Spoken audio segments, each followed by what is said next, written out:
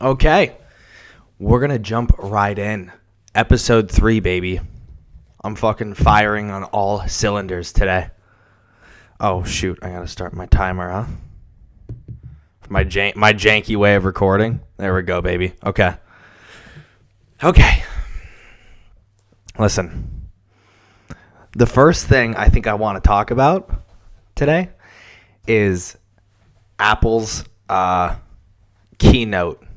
What they just did, their little Apple event that they always put on. First of all, their video production, their production value of these events are so good. They're high, right?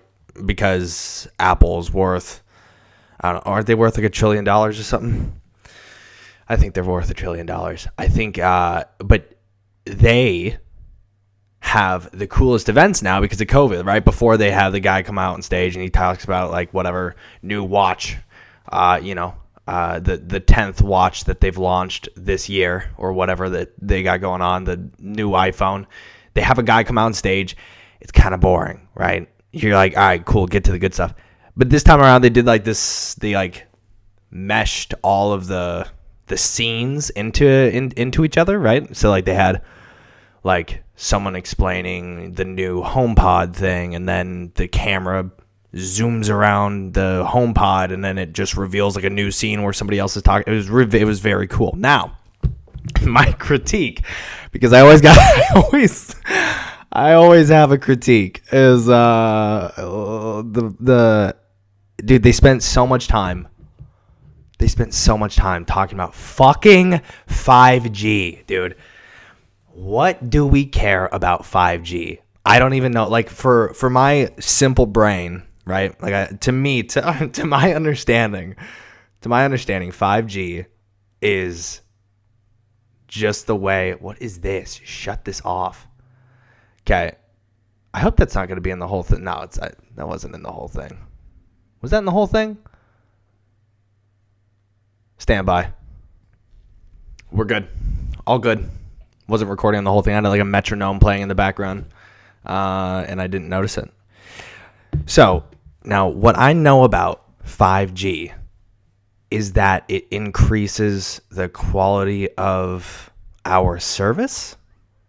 If I'm understanding that correctly, I think that's what it is. And then, everyone's got their conspiracies about what 5G is and COVID and whatever the hell else people are talking about. I don't know. I'm just an average buyer, right? Like, of course I appreciate like the fun, like tech features and the new whatever that they got placed in the new phone. Make me want the phone, right? That's what they do. That's what they're trying to do. They're trying to sell you the new product, right? Make me want it. Don't sit there and bring out the Verizon Wireless COO to come out and talk about the benefits of 5G and their partnership with Apple and how they're going to incorporate 5G into iPhones. I don't care, man. Can it make a call? Sounds good. What else can it do? Right? Like I remember they had the 6S and I was in college and I think that was the first phone I used to have. I know. I used to have a Droid. I'm not happy about it. Okay, I try to be different. Clearly it failed because they're just pieces of shit. I don't know who would actually want a Droid, dude. I'm not trying to start fights here, but actually who would want one? You can't communicate effectively at all if you own an Android. You just can't. I can't send you videos. I can't send you pictures. Group chat is always a mess. Everything just shows up in like 2x2 pixels. What's the point? I honestly don't get it. Why would you want that? Why on earth just to be like, well, Samsung did it first? Shit, no one cares, man. No one's in it. And then on the other side too, for Apple to be like, well, it's not about who did it first. It's about who did it best. No one fucking cares. I am interested in how can I effectively communicate with my friends and family, right? If you own an iPhone, you can do that. If you have an Android, sorry, you're shit out of luck. I can send you a text and it's going to look hideous because it's going to show up all green on my feed and it's mentally going to mess me up. And then if I'm going to send you like a funny picture, right, it's not even going to show up. It's a mess. It is an absolute mess. Now, we got off topic real early on. I don't even know if we're 2 minutes in. I already got off topic. What we were talking about is 5G. Okay? I don't understand. Like, I need the phone. Okay, so the 6S, right? The 6S came out. I had a Droid. I'm a fucking nightmare. I feel so sorry for my wife to have to deal with this. The 6S came out. I had a Droid. The thing that brought me over there when they demonstrated the new phone and everything that was going on, what brought me over to iPhone was like all the cool features that leveled up from the 5, or even I think it was just the 6 to the 6S, and they had like the live photos, right? That was like the new thing for them. I thought that was really cool, like cool enough for me to go get a phone, because that's what I did. I was like, okay, fuck this Droid. I'm tired of this. The updates suck. This thing is never like backed up or utilized effectively. Like it's trash, absolute trash. So they came out the 6S, and I was like, that's sick. Like whatever they just did, even though it was just a stage presentation, all good. I'm gonna go get a 6S. Sold, right? Great job, Apple. You did your job. You sold me, and I made the jump. And this, dude, there was nothing. There was absolutely nothing. They talked about 5G forever with Verizon Wireless. Verizon Wireless partnership with 5G. Dave, talk to us about the benefits, Dave. Dave, please tell us about 5G, Dave. Spend 15 minutes of our viewers' time talking about fucking 5G, because we have nothing else to fill the time slot with. Absolute nightmare, man. So I completely tuned out. I didn't care. I don't, and I'm over here complaining about I don't know what 5G is. I probably could have learned in that moment. I probably could have learned about 5G, but I really don't care. I'm not here to listen to 5G and what it does and can do and cannot do. And then immediately after that, okay, so already a snooze fest, right? I will say this, the new HomePod thing looks cool. I want that. I have the HomePod, but to get like the little guy, dude, sold. Again, great idea, Apple. Even though, do I need it? No. Am I probably going to get it? Sure. Why not? Reasonable price. Okay, so they jump straight from 5G. So I'm like falling asleep at this point, right? It's like 20 minutes in. They skip straight from that to, okay, hey, we're going to send it over to Sydney. And Sydney, please tell us about the A14 Bionic chip. Oh, CPU, GPU. That's what they did for, again, another 15 minutes. What? I don't understand why. The processor, you're going to sit there and, dude, like the average buyer doesn't care about this stuff, right? Can it make a call? Okay, great. Can I download whatever I need to download in order to surf the web? Okay, I can? Okay, great. Well, then I don't think much has changed, right? I don't hear that and go, fuck, my phone's outdated. I gotta go swap it out. Like, do something cool, And then they did that. Okay, so the cool thing, they did that like magnet on the back of the phone, right? So like you can have if you got a wallet case, you got bigger issues, right? None of this, you need to see a professional. If you have a wallet phone case, I recommend seeing a professional, because we got bigger issues. If you're walking around with a wallet phone case, that's pretty interesting. It's like the rolling backpack of phone cases. So that's interesting to me. Now they did that. They have a magnet on the back. The wallet can snap on. So if you want to be the rolling backpack kid and walk around school or work or whatever it is, with the wallet on the back of your phone, but then you don't want to get made fun of, right? So if you want to do that in private, or you want to go run your errands, all good. Have that in your back pocket. If you're going to go make like a public appearance, right? You can snap it off, you can tuck it away, and you can walk around. And it doesn't look like you're the rolling backpack kid. You just have a normal phone. But you can like snap on, because it's a magnet. You can put it back on later, right? You can go get in your car and you be like, all right, cool. Now I can let my true self, my true identity, I can let it shine. So yeah, I thought that was decent, right? Cool. Yeah, but again, am I sold on it? No, I don't need that. I don't need a magnet on the back of my phone for charging purposes and phone cases, dude, that's so weak, right? Don't need it. So, and now the more I talk about it, dude, I'm starting to think that they made their presentation all fancy and like smoke and mirrors like, in order to, oh shoot, dude, hold on, give me 1 second. And we're back, all good. Like I never missed a beat. Dude, that's twice now. I need to stop doing that. I think I just had coffee, so my brain's like it's moving quicker than I can talk and process. But I thought my camera wasn't recording, which would have been an issue. But we're all good. Okay, so they did this whole like fancy pants presentation, right? I think it was to hide the fact that they didn't really have much to show for. Right? Like it's supposed to be like this big iPhone thing. And then they're like, oh, well, you can, brand new camera on the back of it. Hey, don't care. I thought it was cool when they did the 3. Unnecessary, but cool. Right? So you have like the portrait lens. You got the, I don't even know. See? Like, dude, that's how, like, okay, so you got wide angle. You have like the quote unquote telephoto. And then you got like the normal one, right? The normal iPhone lens. Decent, right? Okay. Decent update. Sure, why not? If I'm due, if my phone dies, I'll probably get it, right? Why not? So they did that, and then they were talking about like all the specs on the new phone with the new lenses, and I don't care really, so that's fine. I don't understand. Oh, dude. Oh, no. With the processing, too. Okay, so going back to I'm going to backstep for a second. They were talking about, okay, so another portion, they spent probably like 10 minutes. So now I think we're looking at like 30 minutes spent wasting everyone's time.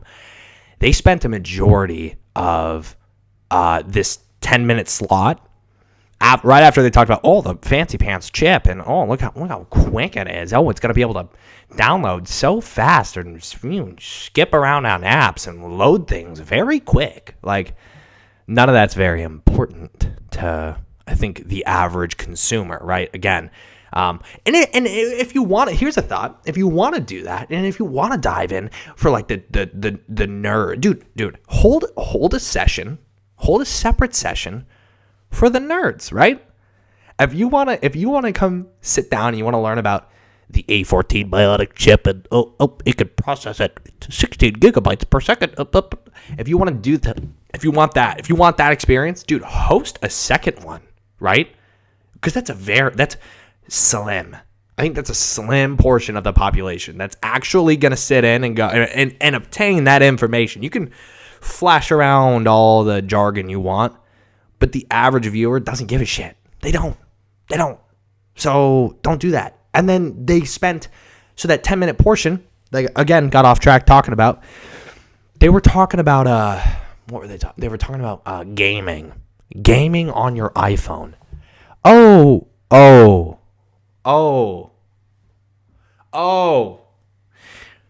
Hate to break it to you, but no one's doing that. Who the fuck? They're like, it's so powerful. It's so powerful that you can play League of Legends on your phone. Okay. Anyone who is nerdy enough to play League of Legends is going to own a computer to play it on and already owns a computer, right? So that's great. Missed the market. All good. I don't, that's fine. But that's what you chose to do, is you chose to focus on gaming on a phone. They've been trying to push that for I don't know how many events of these I've watched, but I swear to God, they have tried to push gaming on your phone for so many years. It's terrible. Who's gonna do that? Like the era of like Temple Run and all of those like Flappy Bird, dude. Yeah, like that's gaming on a phone, right? It's like playing. Didn't they have like Super Mario now? Don't they have that on your phone too? Can't you get that? To me, that's as far as you should go, right? These corny little 5-second games. Oh haha, like nostalgia.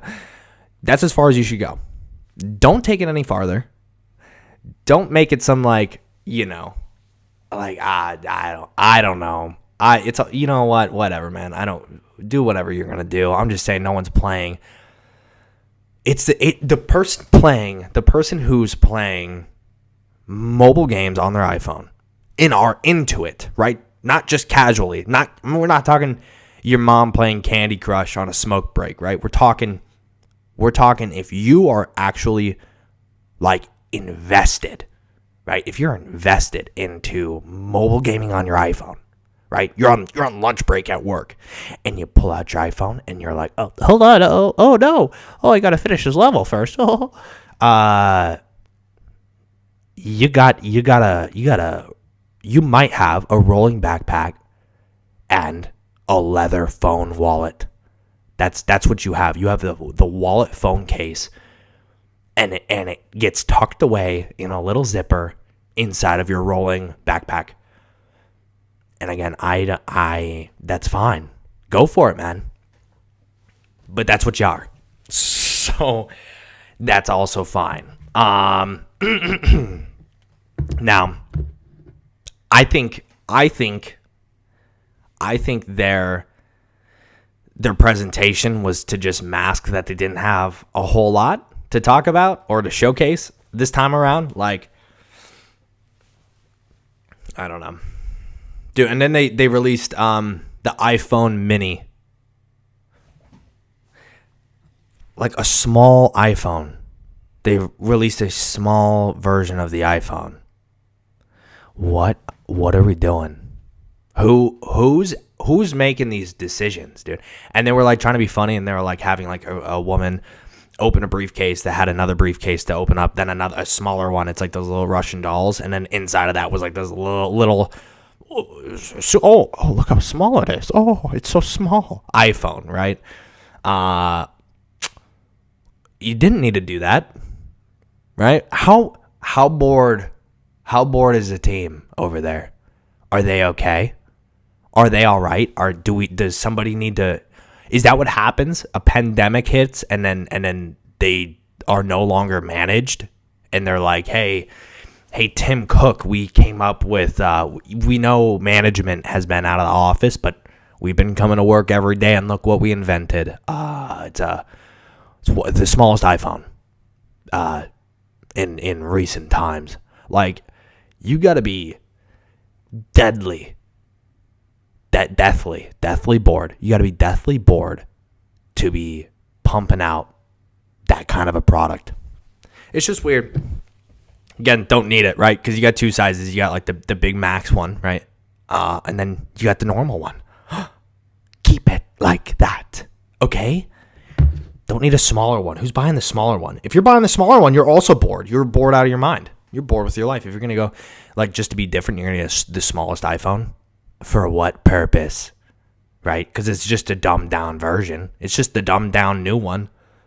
You're going to get a small one so you can fit it in your pocket, your front pocket, without any sort of inconvenience to leg movement while you're walking. Take a hike. Take a hike. Dude, wow. I'm sorry. I wasn't expecting to. Oh, wow, 18 minutes, and I'm talking that much about the Apple event. Well, a hot streak. I told you I was coming out swinging. So last week, my wife. Okay, another one. Last week, dude, we watched My Octopus Teacher. That's what it was called, right? My Octopus Teacher. I got a couple questions about My Octopus Teacher, dude. Just a few. We're gonna dive in right now. First of all, does this diver have a wife? Huh? I saw he has a kid. Does he have a wife? Now I'm gonna feel horrible if something happened to the wife. I'm gonna feel horrible because I'm laughing or whatever. In my head, she left him. Because he's spending all of his time flirting with an octopus underwater. That's all he did. Every day, this guy wakes up, heads down, and that sounds great. Honestly, I love the ocean. Now, would I go into the ocean in like deep sea dive to find this octopus friend and try to like flirt with it? No, I wouldn't do that, especially not 24 days in a row or however long. Let's look this up. I'm going to look this up. Jamie, pull that up. Pull this up, Jamie. How long? What if I type this up? Here. Let's just Google it real quick. How long did the octopus teacher relationship last? How long? This is okay. So this confirms what we were talking about. One of the first articles that came up, My Octopus Teacher Netflix documentary. Just how horny is it? Excuse me? Just how horny is the... Now, that's taking what I was going to say a little further. I don't know if the documentary is horny by any means. But... Okay, I can't find it. I give up already. I think him and the octopus had a relationship for like about a month, I think, because he went down and they started touching each other. He goes down and he starts touching it, and then it comes out. But it took like 7 days to like let it come out of its crevice and touch him and feel him and like sucker him, right? And then, dude, my biggest issue. Okay, so I'm wondering, before I jump in, before I get pissed, because I'm gonna get pissed. I'm wondering, does this guy have any hobbies, right? Outside of trying to make love with this octopus, do you have any hobbies, sir? Do you do anything else? Because as far as I'm concerned, this documentary shows you walking down to the ocean, getting into the water, spending an ungodly amount of time in that water, and then you're like, no, he's like an older filmmaker, right? I think like retired filmmaker or something, and he was just trying to like find a passion. I think he found a passion within the octopus, which is just bizarre. Sure. Dude, octopus are so weird. They're sick. And I just wish that this guy had a hobby, because I think he's responsible for its death. Now, where I get pissed off is this guy enters the water. He enters the water. He befriends this octopus. The octopus comes out of its protected den. The octopus comes out of its protected den, and immediately it's in trouble, right? Because it's now so distracted and thrown off that this weirdo is diving under the water trying to get its attention. So the octopus is like crawling out of the den, right? Crawls out of the den, reaches out to the guy, and then now it's so thrown out of its element because it's in like survival mode, right? This octopus knows how to like live, and I think they lay eggs or something, right? I think they just give birth to a ton of babies like a seahorse. Isn't that what they do? Don't they just shoot a ton of babies out or something? Now, that's the mindset that this octopus was in. Then all of a sudden this weirdo comes down, distracts it entirely, gets the octopus to leave its protected den, and now the focus, it's so like tunnel vision on this diver. And it's like clinging on to him, and it's like, oh, follow me, he, and then he's like, oh no, you follow me, ha ha ha, and they're following each other, and then immediately the octopus is like in trouble, right? Because there's these sharks that he keeps mentioning. I forget the name of them, but I was so upset about this whole thing because you know what direction. Spoiler alert! If you haven't watched it or you continue to want to watch it, skip past this part. Just keep skipping.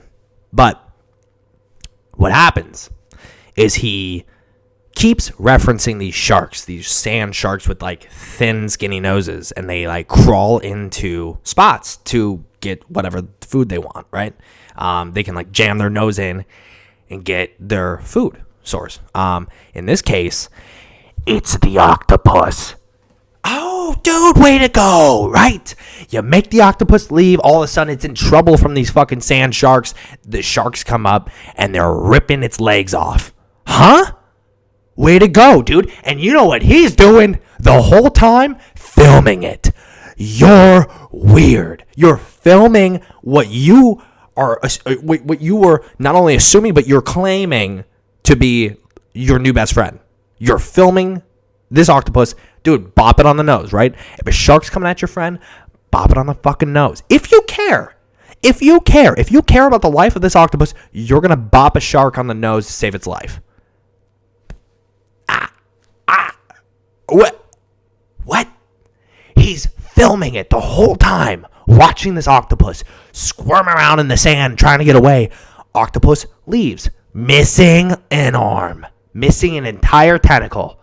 Because, again, this guy ruined this octopus' entire ecosystem, right? Like the whole thing that the octopus had going for it, it's a little protected den. It builds up like a shield of shells.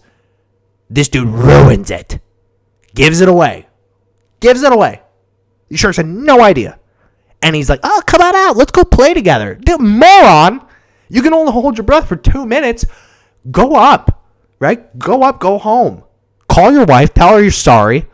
Tell her you're overly apologetic about leaving her for the octopus or whatever you did. Have her come back. Take her out. Move on, right? You guys are now on good terms. It's just, it's crazy to me, man. I was so disappointed that I watched the whole thing and I skipped through the last 15 minutes because I was pissed off and I knew what was going to happen. And at the very end, the octopus gets fucking eaten. The whole thing, not just a tentacle this time, the whole goddamn octopus eaten. Nice going, right? What was his name? Octopus Teacher guy? Will? Squidward? What's his name? My octopus teacher. His name is James? Is that his name? No, Roger. Dude, Roger. Where'd he go, Roger? You fucking dick. Octopus gets eaten at the end. Dude, and he says some of the weirdest shit. So, in the first attack, when the octopus gets its tentacle ripping off, right? He goes, oh, he goes, okay, well, honestly, it was this weird time of synchronicity. I felt that the octopus and I were in similar places in life. No, you're not. Hate to break it to you, guy, but no, you're not. You're not in similar places. You just got an octopus arm ripped off. You were going through a divorce, right? No. You did not get your leg ripped off and then grew back a little tiny leg that you had to learn to walk and maneuver and do daily activities with. No, you didn't have shit to compare to an octopus losing its arm, okay? That's just how it is. So don't sit on camera and then not only sit there, include it in the documentary, publish the documentary, send it over to Netflix. Netflix buys it. You had that line in there. I felt like we're in similar places. Nope. No, you weren't. You were not in similar places at all. Actually, you were a human, and your friend's an octopus. So, no, you're not. Absolutely not. Wildest thing, a wildest documentary, and I blame the guy entirely. I think the guy's at fault. Someone should sue him for ruining that octopus life. And then, hold on, I gotta check.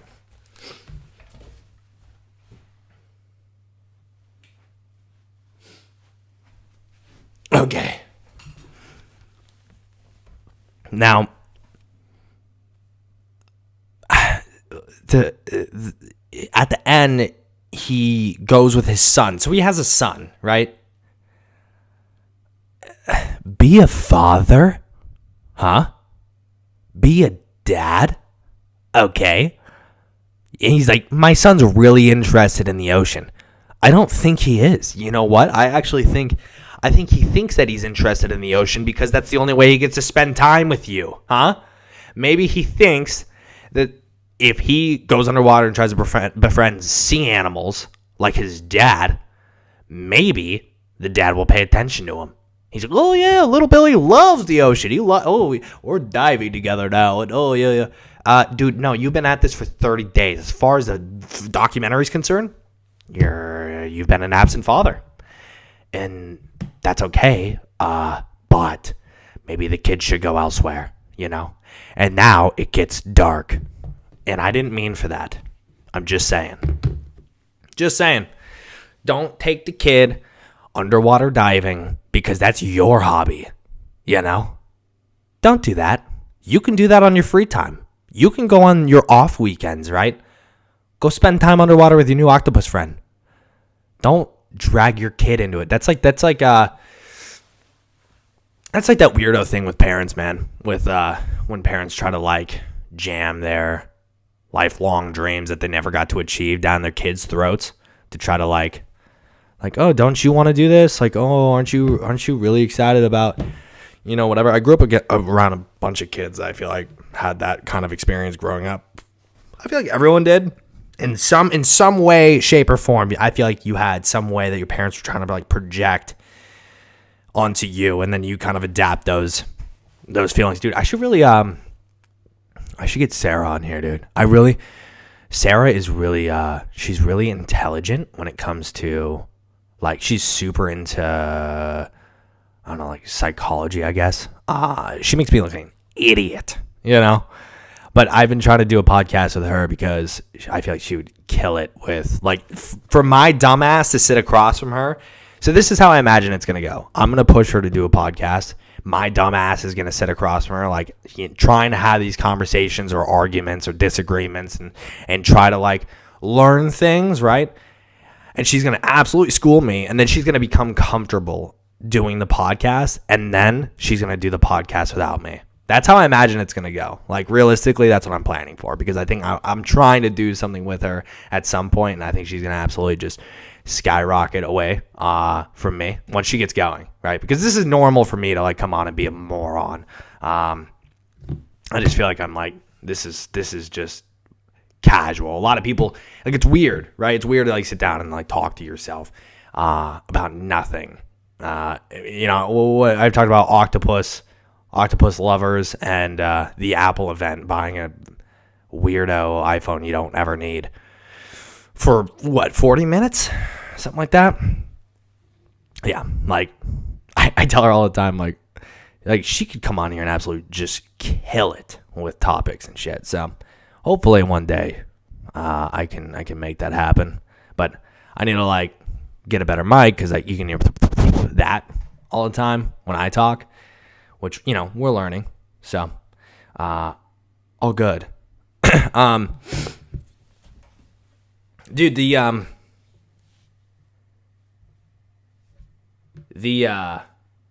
octopus thing. I had a note I just saw on my phone. Not only did he film it getting ripped apart once, dude, he filmed it twice. Huh? What are you doing? Why are you filming? If he's just gonna sit there and film it, I understand not getting involved, right? But dude, you already got involved. You might as well save its life, huh? You want to be a hero? You want to be a special fish talker? You want to be Aquaman? Get involved, because you already have, and that's on you. Twice now, that's on you. The first time on you, second time definitely on you. And not only the first time it gets away, he feels he feels guilty. He feels like he also got an arm ripped off for some reason. He feels similar to how the octopus must feel, which is absolutely out of my mind. The second time, watches it die. Okay, you gonna do something? He's like, I gotta go get air. I gotta go get air. Yeah, you know why? Because you're not a fish, dude. Stay on land. You're not a fish, huh? Go up in your little, home. And the other thing, dude, you love the octopus so much. Get an aquarium. Huh? Get an aquarium. Can you have an octopus in an aquarium? I don't know. Let's look it up. And I just feel like, dude, he's so obsessed with the octopus the whole time, right? He's, we're so close, and she's such a gentle creature. Okay, pick her up and steal her out of her home, plop her in an aquarium in your living room, and then you guys can like speak to each other or whatever it is you think you're doing, because that's practically what you're already doing. You're ruining its life by like asserting yourself in its face, you know? Yeah, it's very weird. Can you put an octopus in a fish tank? Here we go. However, it is possible to successfully keep an octopus in an aquarium, but it will need to be a species-only aquarium that houses only one octopus. Huh?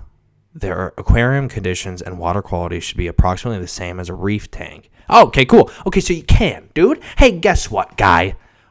You spent 30 days flirting with an octopus underwater. Whatever, man. Just don't be a weirdo, huh? You see, whatever, dude. Whatever. It's so bizarre. Like, come on. It's so bizarre, dude. Yeah, so I got upset about that, man. I got really upset about that. I also started watching Bly Manor, The Haunting of Bly Manor. It's that it's the second one to The Haunting of Hill House. Sarah already stopped watching it. She's no longer interested in it. Because it's not scary, dude. It's not scary, right? They put it out during Halloween. They put the word The Haunting in there. It's not scary at all. It's again, spoiler alert, right? You could still watch it. It's good.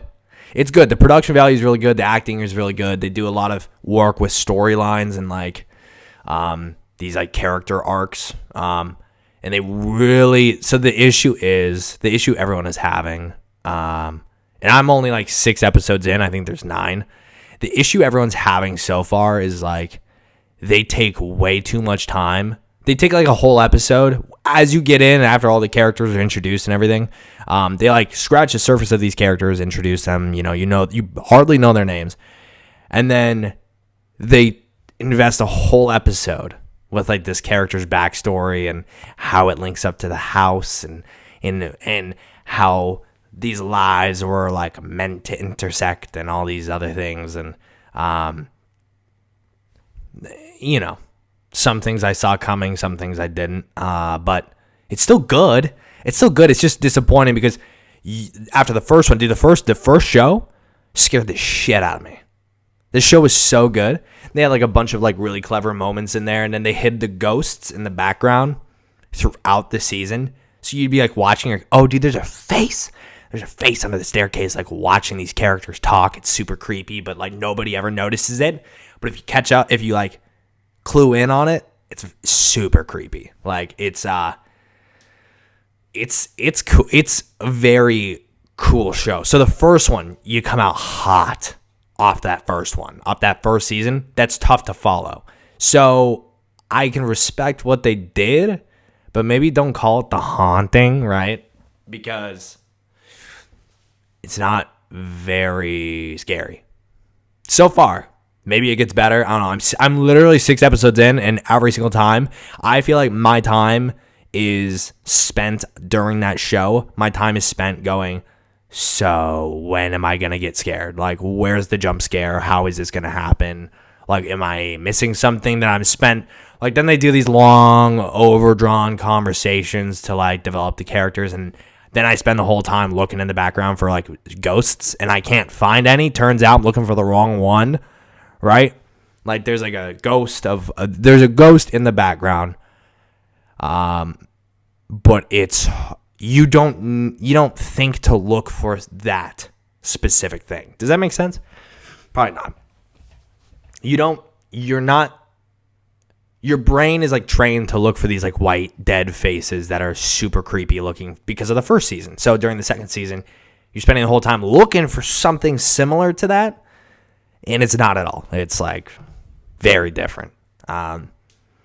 Still good, right? Again, it's still good. I have spent a lot of time during this show hoping that it gets scarier every episode.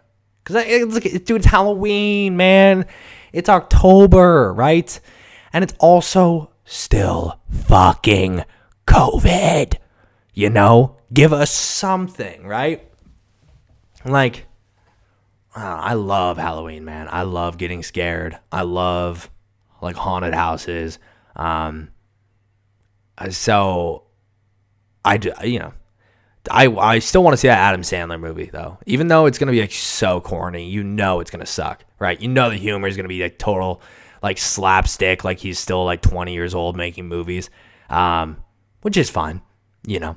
But it at least looks, like, kind of funny. Like, there are some parts in there, in the trailer at least, that look, like, clever. That I actually, like, I want to watch that. So, I don't know. Looks good. I want to see it. But what am I, a Netflix reviewer now? Jesus, take a seat, take multiple steps back, and chill out. We're gonna just ease up off that Netflix talk, I think. So creatively, dude, I love how I make this podcast about like forget perfection. I'm trying to like, focus on creativity or whatever, and I just come on here and like rail things. I just absolutely like go in on certain topics.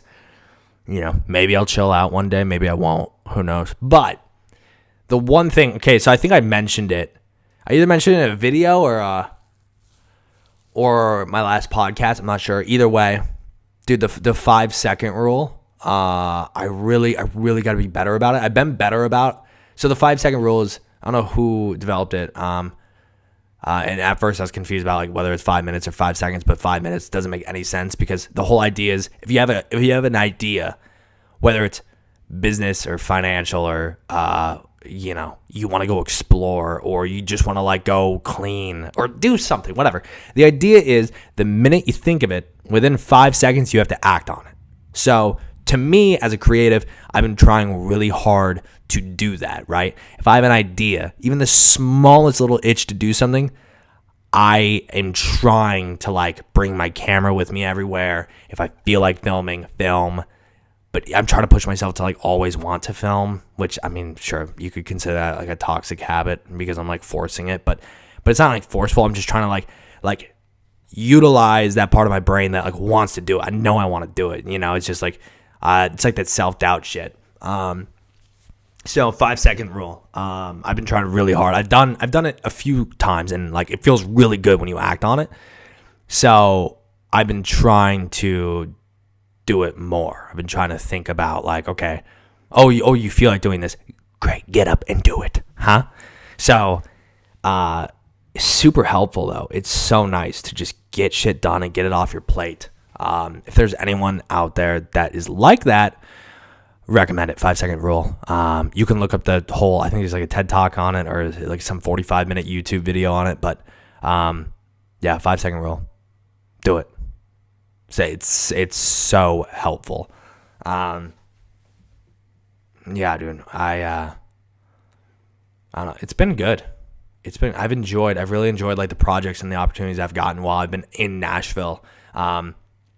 It's crazy like how quickly things kind of clicked for myself out here. And then like I'm thinking back to like how I was in Seattle. Like I was getting nothing done. Like I had my accounts that I was working in weddings that I had booked up and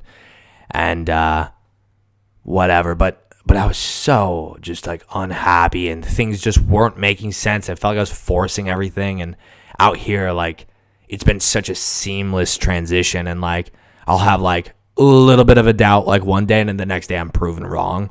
And I'm just trying to like go with the flow. I'm like truly am just trying to like flow with everything that's happening out here. Every opportunity that comes my way, that I get or don't get. I'm just assuming everything is meant to be, meant to happen. I'm just like, I'm just trying to have fun with it all and not take it so serious. And as it's paying off. I think I could probably apply that to everywhere, right? If I was in Wyoming, I could probably apply this same like thinking, this thought pattern that I'm having. But the whole thing for me is like, it's like this gut intuition, this like spiritual instinct that like I was attracted to moving from Seattle that I've known my entire life to Nashville. And like, I just needed an excuse to do it. And so coming down here, like it's been really cool, and I didn't know what to think, but I knew that something was down here. I just didn't know how to find it or where. And like I haven't found it, but what I'm saying is like I'm growing closer and closer to it every day, and I've only been here a month, and I feel like I haven't felt that for myself in the 25 years I lived in Washington. Everything felt really artificial in Washington, and I guess Seattle specifically. Like Washington has some cool parts, but for what I want to do, for where I want to go, for the people I want to meet, the opportunities I want to work for, things feel like they make sense, a lot more sense down here. So I've been really attracted to that feeling, and I'm trying to, I guess it goes kind of hand in hand with the whole 5-second rule. Like, it just feels good to act on these things and see a little bit of return, and like positive affirmation. So that's been really cool, man. If you want to make a move ever, do it. Seriously, do it.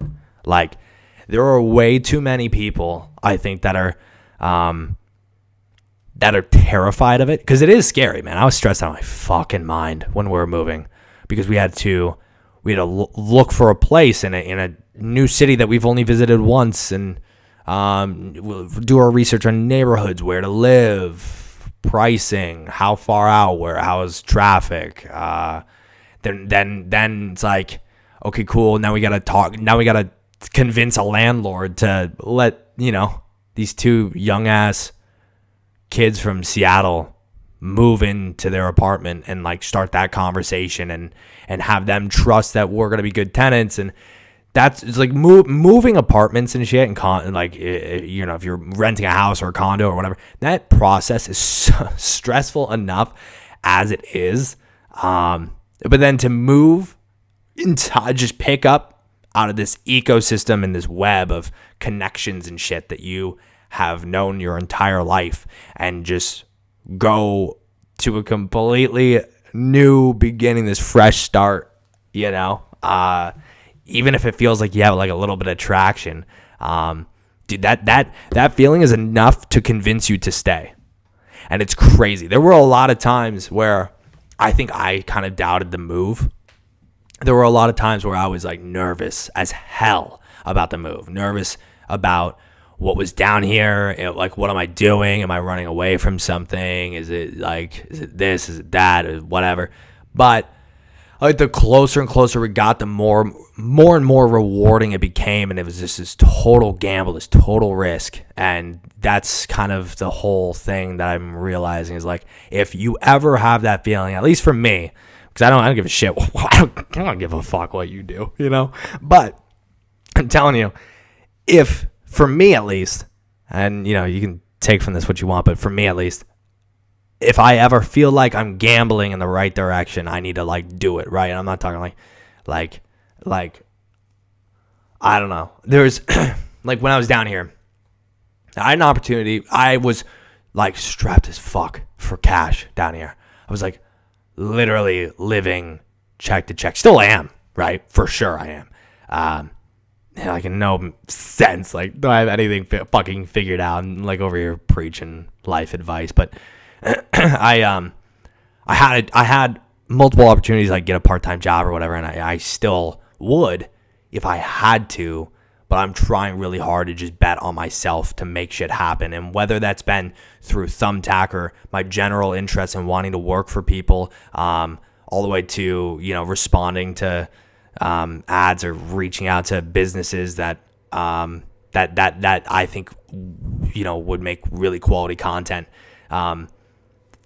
it's paid off every single time. And it's gotten really scary at times, because it's like, you hear this self-doubt and you start freaking out, and then you apply it to your whole move overall, not just these micro moves that you're making in terms of how you're like where you're seeing your money from. But 100%, it's been worth it. It's been worth the stress. It's been worth the doubt. It's been worth the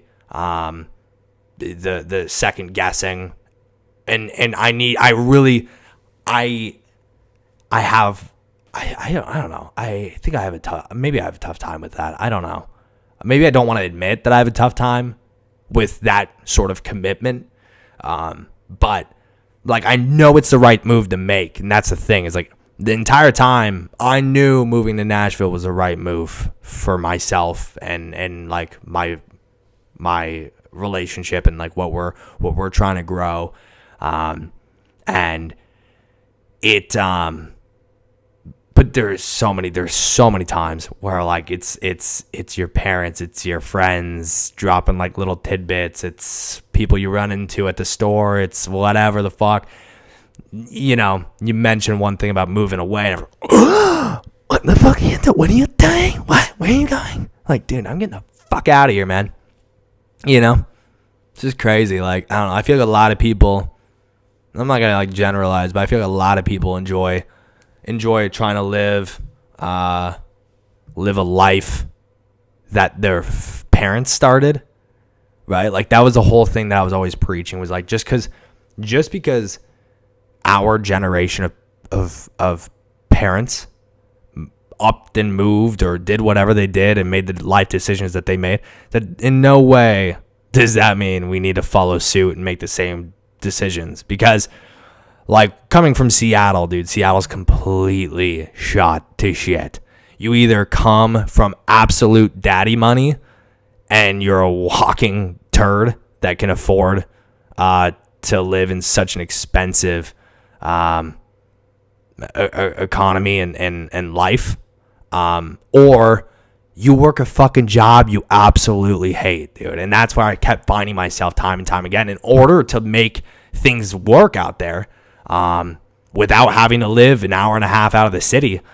My wife and I both, I think, found ourselves working jobs that we absolutely did not want to work.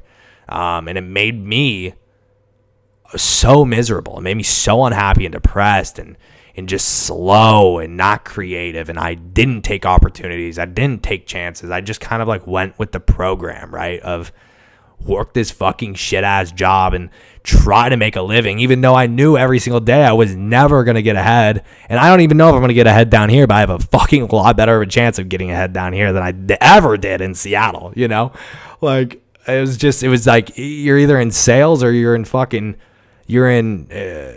computer software, or you're selling computer software. You know what I'm saying? Like, that's all it became. It was so difficult, dude. Or you're, like I said, or you're coming from daddy money and you can adopt your parents' business, or work for them and still be taken care of, which is fine, man. It's like, cool, good for you. I'm jealous as fuck, that those cards were dealt. But I think I've said it before, a beautiful place to visit, man. But I look forward to coming home. Like, I still work with a client back in Seattle. I'm actually flying out to see them this week and do some work for them, and they'll give me a chance to like see family and friends, and I'm really excited about that.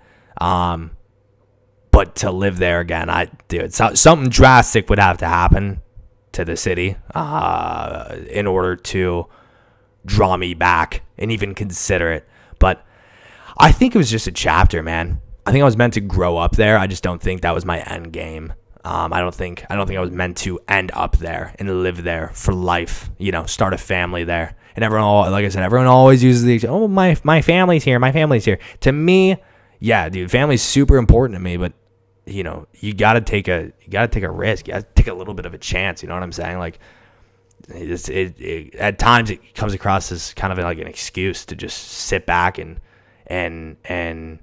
not take a risk and not make moves for yourself, right? To be like selfish. It's a very weird thing. It's a very weird thing to like want to be selfish and like want yourself to be happier doing something for you and exploring for you, right? Because your parents didn't just go, like, I know my parents didn't go, okay, yo, we're gonna grow a family in Seattle, and that's that. Like, that's where we're gonna go. Like, they definitely did not say that. They trial and errored and found themselves in Seattle, but they started in Detroit and Texas, and skipped around North Carolina, Atlanta, a bunch of places before they ended up in Seattle for the first time, and for good. And so kind of taking that into perspective, I'm like, dude, just because I was born here does not mean I need to hang around here, I feel like I learned what I needed to learn. My only regret was I didn't get out of Seattle sooner. Now it sounds cynical and pessimistic, but I'm upset that I didn't make this gamble, and I didn't make this decision for myself in my life sooner, because I just wish I had more time down here. And I do. I'm very thankful every day I get to walk around and make these connections and make these passion projects and get paid to do what I love doing, but while living in this new city. I wish that I could have. Like, everything happens for a reason, right? I came down here at the right time, met the right people at the right time. If I didn't come down when I did, I truly don't think that I would have linked up with the right people at the right time. But I do wonder, like, okay, well, if I was down here a little earlier, like, I'm just having fun. I think that's what I'm trying to say here, is I'm having a lot of fun, and I want to continue that. But if ever, I feel like moving away, I know for sure I can do it. But I miss the coast, man. I miss the ocean. The ocean was like the best part about living in Washington. I had a manager at a job in Seattle ask me what I was gonna miss the most about Washington, and I told him access to the coast. And he kind of laughed at it, because I think he was expecting different answers, like, oh, I love Pike Place Market, and I love Pioneer Square, and nope, dude, not a shot, not a fucking chance. I love the ocean, man. I want to end up at the ocean. I had a dream the other night that we were living right on the ocean, to the point where I woke up, and thought that I could walk out of my house and go step on the beach. That'd be sick, dude. I would love to do that. Is that a sign? Maybe. Who knows? I also had a sign that I was in a dream. Now it's freaking me out. I had a dream last night that I was in a building that was collapsing because of a tornado. And what happened last year in Nashville? Tornado. So is that a sign? I don't know. To be determined. Yeah, dude. Love it. Not going to put that negative energy out there at all. I'm only going to fucking demonstrate negative energy to the octopus monster and Apple's shitty products, but I still love Apple, and I'll probably end up getting the little micro HomePod, because I think that thing is sick. Now, that's all I got. I think I'm entirely burnt out. I've said what I've needed to say, and I think we're good here. So on that note, I'm going to go back to editing. That's the thing. I take time away from editing and actually being productive till I get on here and rant and ramble. But I enjoy doing it. Like I said, I think it's very therapeutic to me. So I'm going to keep doing it, right? I'm going to keep doing it until next week, right? Episode 3, baby. And if you're watching this on YouTube, thanks. If you're watching this or listening, I guess, to Apple Music, right? Or podcast or Spotify. It's all complicated. Don't know. I just post the thing. So thanks. Appreciate it. Everybody have a great week, right? And then do something fun, dude, for the Halloween in the fall, right? Treat yourself, but be safe, right? Wear a mask. Mask up to open up, baby. All right, see ya.